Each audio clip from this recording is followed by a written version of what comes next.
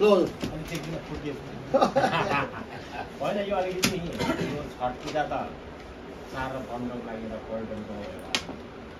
एक बाहना हो त्यति राम्रो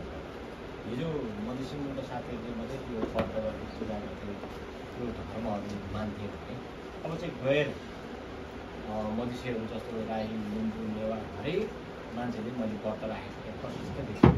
उहाँले पनि त्यो ढालो ल्याएर खाउनुहुन्छ प्रशस्तै त्यो गर्न थालेको देखेपछि एकदमै खुसी पनि लाग्छ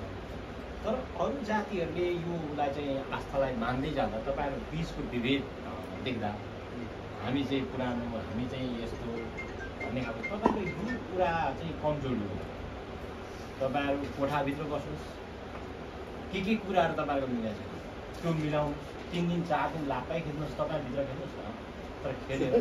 समूहमा आउनुहोस् तपाईँहरू क्या तपाईँहरूलाई एकातिर विभाजन गरिन्छ तपाईँलाई एकातिर विभाजन गरिन्छ जसले गर्दा तपाईँहरू आफै कमजोर भएर जानुहुन्छ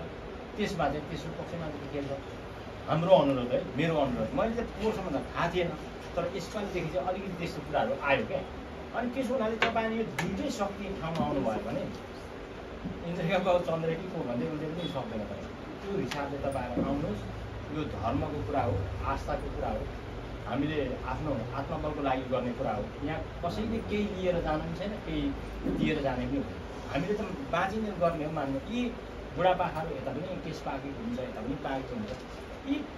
केस पाकेको मान्छेलाई चाहिँ भरपुर प्रयोग गर्नुहोस् यो युवाहरूले यी मधेसी युवाहरूले चाहिँ भरपुर प्रयोग गर्नुहोस् उहाँले जानेको उहाँसँग भएको उहाँसँग के कुराहरू छ त्यो कुराहरू चाहिँ सङ्कलन गरेर तपाईँहरूले अब यो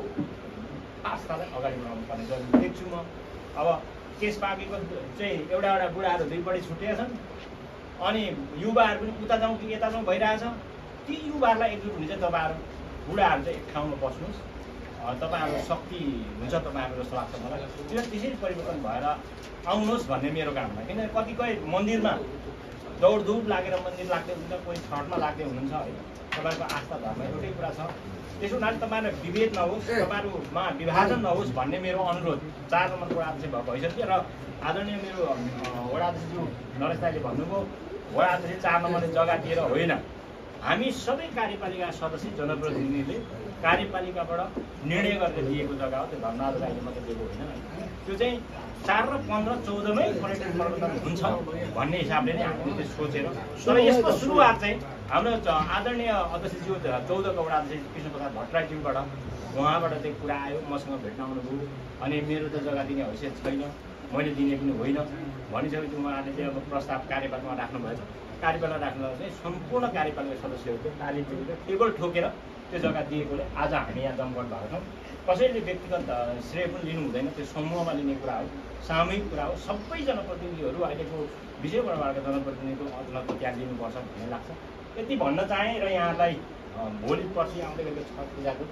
यहाँलाई अग्रिम शुभकामना राम्रोसँगले छठ पूजा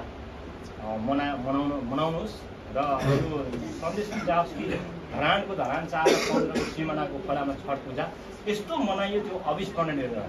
भन्ने खालको चाहिँ तपाईँहरूको भूमिका होस् हामी र नरेश दाइ हामी कार्यक्रममा सदस्य यहाँ सम्पूर्ण त हामी छँदैछौँ तत्पर छौँ प्रहरी साथीहरू पनि हुनुहुन्छ यहाँ उहाँहरूको पनि भूमिका रहन्छ सम्पूर्णलाई यति भन्न चाहे धन्यवाद।